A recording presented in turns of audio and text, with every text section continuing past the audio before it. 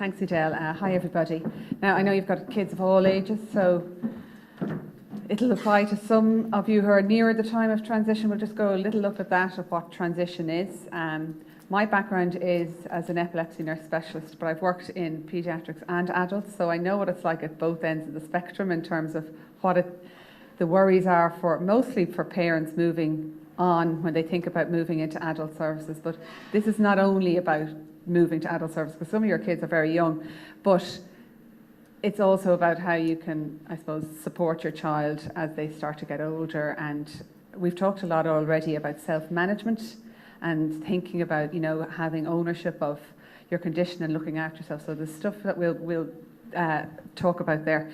I kind of went with the theme that the guys had this morning in terms of the top 10 tips for transition. It all rhymes very nicely off the tongue, but what I looked at was tips for parents about how parents can support their teenager, their child, in terms of being more prepared for those. Not every child with epilepsy will, as we said earlier today, will have to move to adult services.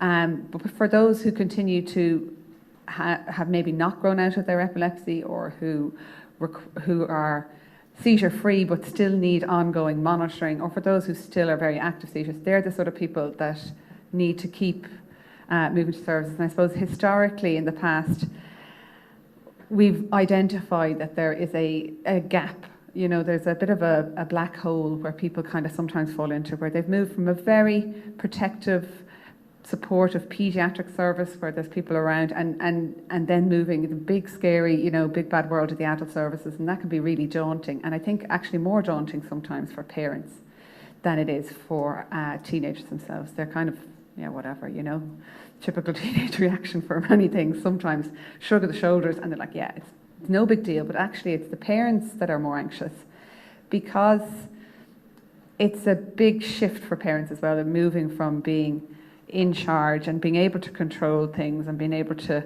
make sure they take their tablets and you're handing them out and everybody's getting them at the right time, and to now having to relinquish that control and maybe hand it over a bit more, and wondering where your position is in the adult scheme of things. And it's not that different, really. There's bits that are different, and I suppose we're trying to sort of be more patient-centred and person-centred, and that's a real focus for a lot of epilepsy care at the moment. So trying to involve the person themselves more and their family. And the family are really important at a clinic environment or as a support. But one thing I would say is that we also have to recognise for young people their need for independence, their need for confidentiality and privacy. So I'll talk, when we go into the parent slide now, I'll show you, but I forgot I did that fancy thing with it. So these are the things that we're considering. So it's not, as I said, it's not all about transfer. It's not about moving from children's services to adult services. What we really want to do, and what we're hoping to kind of achieve for young people, is that as they start, and we were talking about starting early, around 12 years of age, where they're already starting to transition from primary school to secondary school, start to take on more responsibility for themselves and their homework and school and things like that, to look more at the person as a whole, in terms of it's not only about their epilepsy that they need to be known about, but there's a whole spectrum of things around your life that you need to know about that'll help you manage your life with epilepsy. And we talked about it earlier around your knowledge of your condition, and knowing about it and understanding it will make you feel much more empowered to be able to explain to others, like Veronica mentioned earlier, but also it helps you cope and helps you deal with the everyday struggle. So that's the bit around my epilepsy and what it means for me, understanding as a young person, what is my type of epilepsy, what are my triggers, why do I take tablets? Why is it important to take tablets? Why do I need to stay on them? Those sort of things. And that, you might know that as a parent, but the young person needs to know that too, because we often see that evidence shows, in all of the research that's been done, is that there's a big drop-off for young people when they move over, and often people are lost to systems. I mean, they haven't done a huge amount of research in it in relation to epilepsy, but like, even, I suppose, you think of people who've had kidney transplants, massive procedures, you think, well, should they be going back to the hospital every year now to get checked? they've done huge research into this area in diabetes and renal transplants, where people who've had those surgeries and been very supported in a paediatric setting, as they've grown into adulthood, have kind of gone off, been lost to the system, and have had, their whole treatment has failed and they've had to go back into it. So we're recognising it's really important to make sure that people are kept in the system and are really supported in it. So that's the epilepsy bit and moving to adult services, but also these other elements, and we've kind of touched on lots of these today, but there's a whole, we talk about the core things we need to talk about. Lifestyle. I had a group of young people last week. We've started introducing some what we call meet and greet sessions for two of the adult hospitals, where in Beaumont and in James's, and we invite people who are coming to the service to come and meet with the team, get to know about what it's going to be like in adult services, find out about what is expected of them and how things work, because it does work a bit differently. And we talked about alcohol and drugs, and everyone was dead quiet in the room. Nobody blinked. Oh yeah, fine. And we had a coffee, and then we came back in, and parents were in one room, and the young people were in the other, and then it all came out like out of the woodwork. I was trying not to look too shocked, but I was like, oh, okay. And it is phenomenal, because sometimes, as I said, that thing of being there to support your young person in the room, it's great, and that's what they need that sometimes, and they're not always ready just to take every responsibility on, but sometimes being there is an inhibitory thing as well. So your presence can sometimes stop them from maybe asking the questions that they want to ask, because they don't want to say it in front of you if they're too embarrassed, or they're too worried about upsetting you, or they're thinking you're not, so it can be, you can imagine yourself if you remember far back around, you just didn't talk about certain things in front of your parents. I mean, we're getting better at being open, but it's still an awkward time, and you probably spoke more to your friends about stuff than you did to your parents. And I suppose that's sometimes where the misinformation comes then, because they're finding out the stuff that they want through different routes, and it's really about trying to give them an opportunity to have time to do it on their own. But that's the lifestyle bit. We've touched a lot on that with Maria around the sports activities, the stress, the diet, the sleep, all of those things that are really important. We also want to talk about career choices, exam supports, things that we talked about earlier on around what they need in school. Sexual health is really important as well, and particularly for girls, in terms of talking about the importance of folic acid, pre-pregnancy conceptual things that they need to consider. And often, I suppose, we've done a bit of research in this and asked parents about when do we start talking about this. And I suppose sometimes you can be reserved and thinking, oh, well, they won't be sexually active and we won't talk about this around 16 or 17. But a lot of parents, when you need to be talking, they're getting talks about this in school a lot earlier, and we need to talk about the implications for young girls at a much earlier stage. And I suppose it all has to be very age appropriate, and it's very individual. About each person is at a different stage. You know yourself, you see some 13-year-olds and they look like they're holding down a full-time job, and others look so innocent. So it's really about making sure you look at the person, seeing what they need. But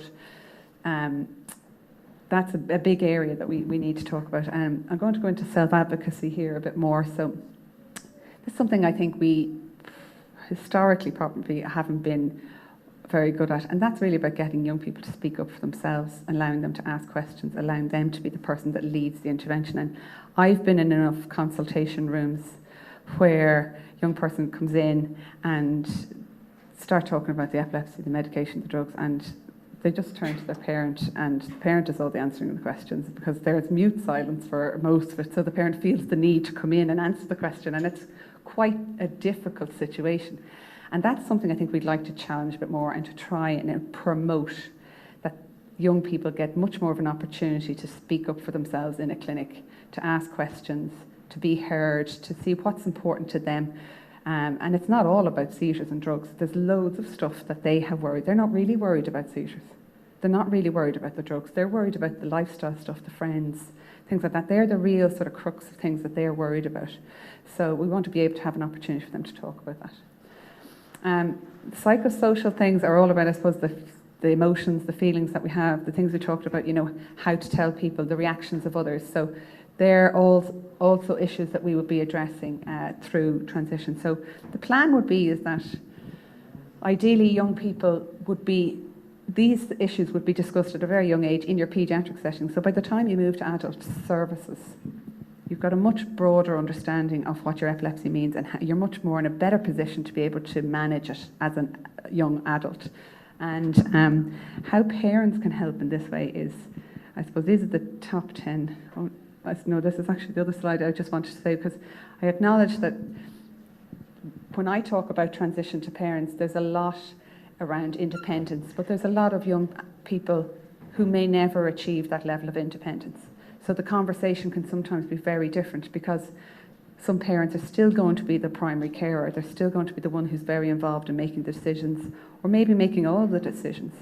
And I suppose, but there are other things that need to happen when people are reaching that age of 16, 17, 18, for young people with complex needs in terms of what do they need to think about around guardianship, around, you can imagine if you've been in a very supportive day service, residential service, school, and it's all been very cosy and comfortable, and then all of a sudden it's all broken up, it's going off to different services, and it's really a world of unknown, and it's very difficult. So we acknowledge there's a huge amount of things that need to be considered for those more complex needs.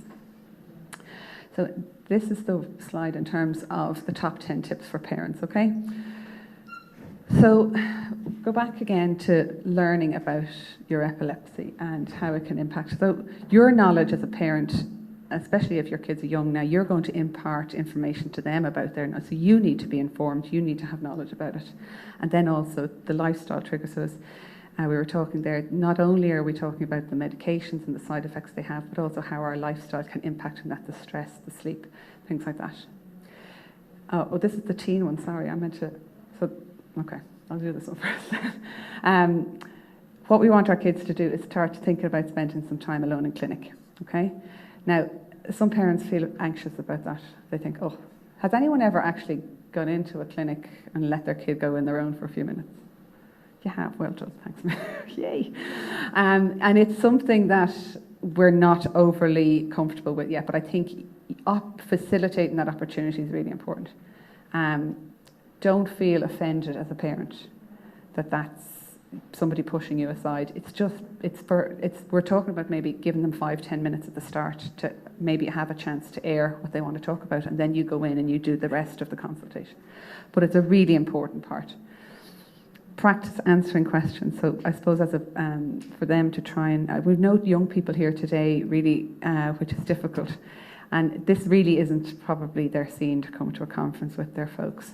So we hope in the future to do something we'll be able to use an opportunity that's much more young person focused to go through what they need to be doing and thinking about in relation to their epilepsy. As Maria said, writing down questions, being prepared. I can hear you're all waiting for important clinic opportunities. And the worst thing is to go into a clinic that you've been waiting for months and feel you didn't get your chance to ask all the questions that you wanted to ask. So be prepared. Have a list. Don't leave until you feel you've got all your questions answered, because it's really, you kind of go, God, I really wanted to check that out and I didn't, and I'm sorry and I forgot, because you lie awake at night thinking of all the major things that you're going to do and you need to write those things down and be more organised. Find out what keeps you healthy. That's going back again to the lifestyle things, but that would be triggers. So taking responsibility for your medication is another thing. I know it's as good to start that as early as you feel is possible, okay? So I know we've had a few meetings with some parents around the place. I think your son looks after his medication himself, does he? Is it your son or daughter? Daughter. No, not fully. Yeah, getting there. So it's actually a good way of getting them involved. Sometimes I suppose as parents we want to do everything for them, and that's very natural, but there comes a time where we have to start getting them a bit more involved in making decisions. So that's a good way of saying, okay, can you sort out your own tablets today, and then check in with them. And then by the time, when you've got a very small baby, you're not thinking that far down the line. I can see you laughing your head off going, God.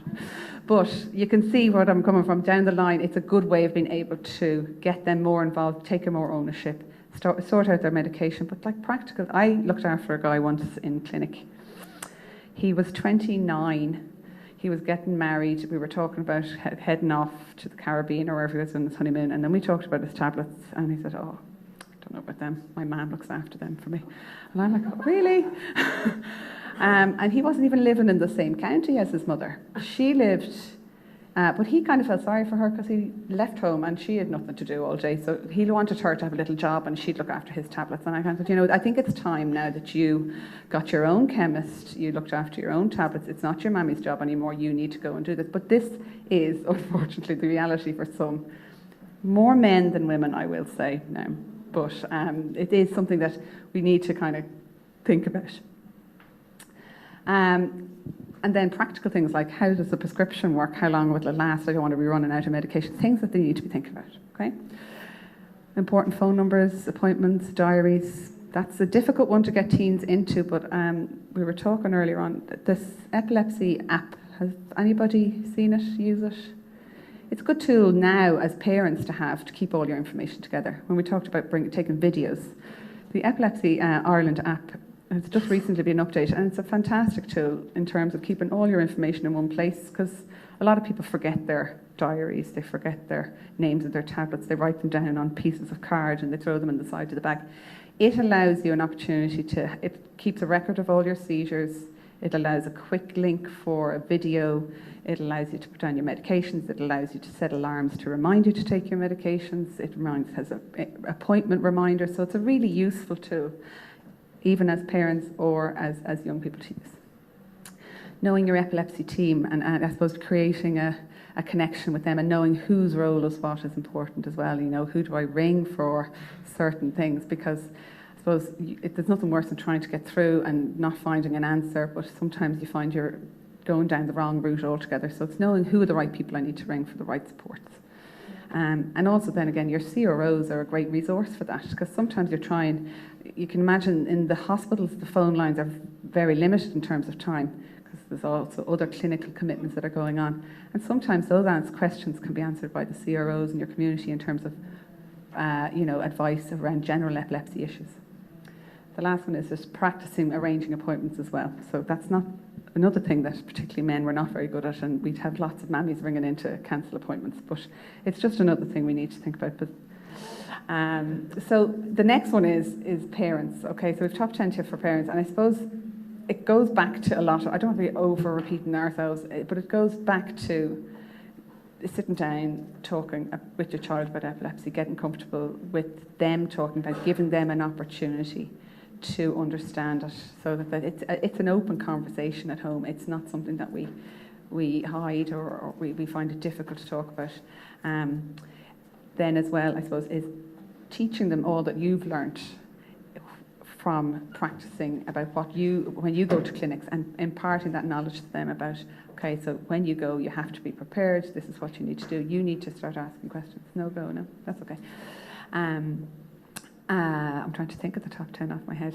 There's one thing as well for parents is understanding, and I think I had a chat with a few parents this morning, and it's very difficult being a parent of a teenager. I have 2 boys, and I'm not looking forward to the years of teenager.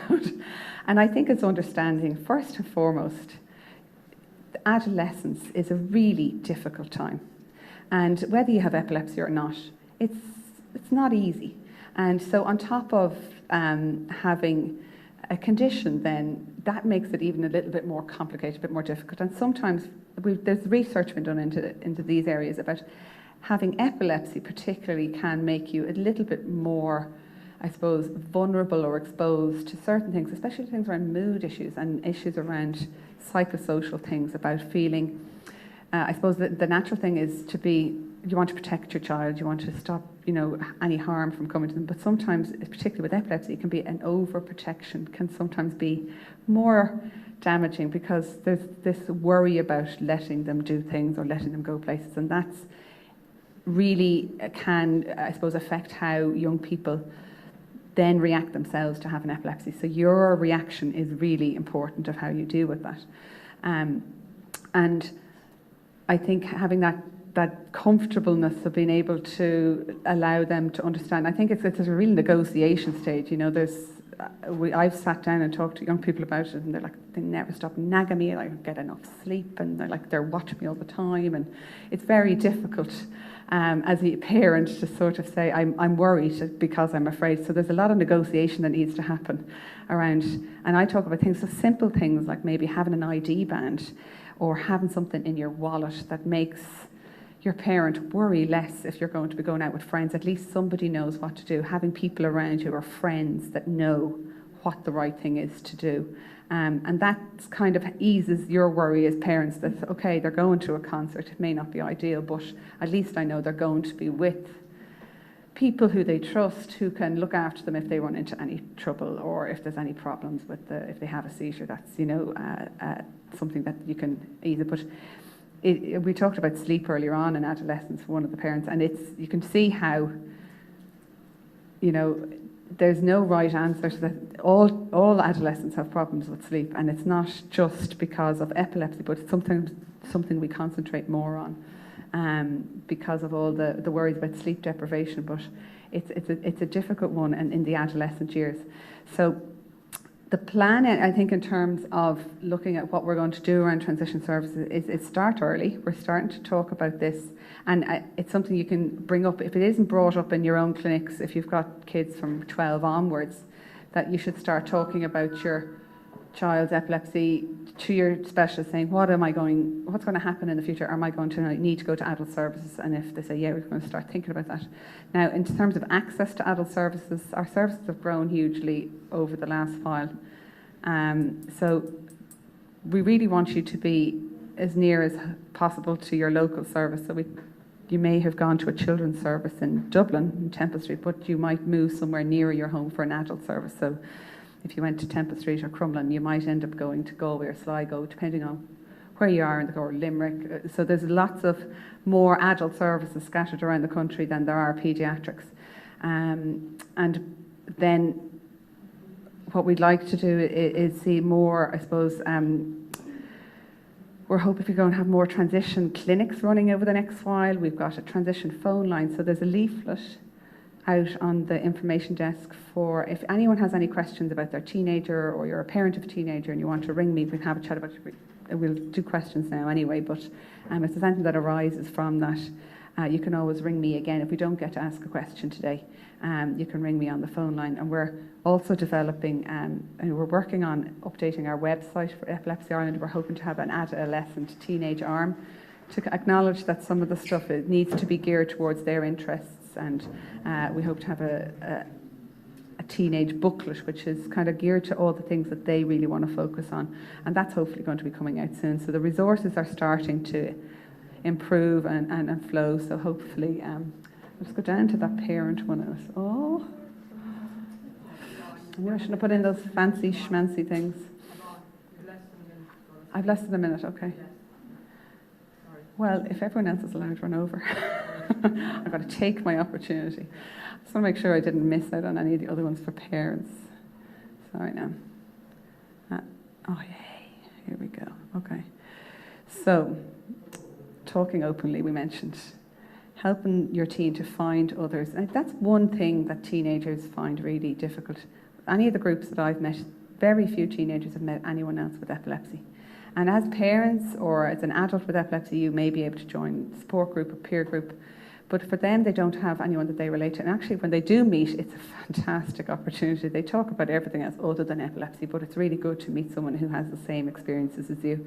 So we would hope that in the future we'd have more and more of these, but I would encourage you to get your child. There's a lot of online really good resources. It's going to be in the booklet that we're bringing out. There's one called The Tea Room, and it's called TEA. It's I think it's /room.com, and it's the Teenage Epilepsy Agenda, and it's a global chat room forum, and it's all monitored. It's very safe in terms of it's allowing people to share their experiences and their living with epilepsy issues. So it's a really good resource. The interacting with medical staff, so I suppose teaching them encouraging them to ask questions, encouraging them to be involved and to participate in their own care. and to speak up for themselves, helping them to understand how the healthcare system works. What is outpatients? What are, waiting lists? I mean, some of us, I don't think, some of the heads of the HSE don't know how the health service works, but it is difficult, and it's a difficult thing to navigate, and knowing your way around it is one way of helping you manage it better. Encourage them to ask their own questions. Be organised, sit down, plan it out the day before. Is there anything you want to think about? Have a chat in the journey on the way to the clinic to talk about anything. Encourage them to go to the clinic alone. I did mention that. Being there for them. They will need your support. It's not like all of a sudden one day you stop needing your parents. I still need my parents.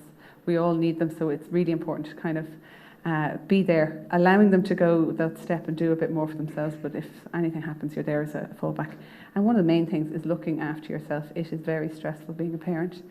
Parent of a child with epilepsy is harder. Parent of an adolescent with epilepsy, I'm sure it's just getting harder and harder sometimes. You think, when is this ever going to get easier? And you still hear of parents in their 20s and 30s going, it never gets easier. There's still a responsibility. You're still always worried about them.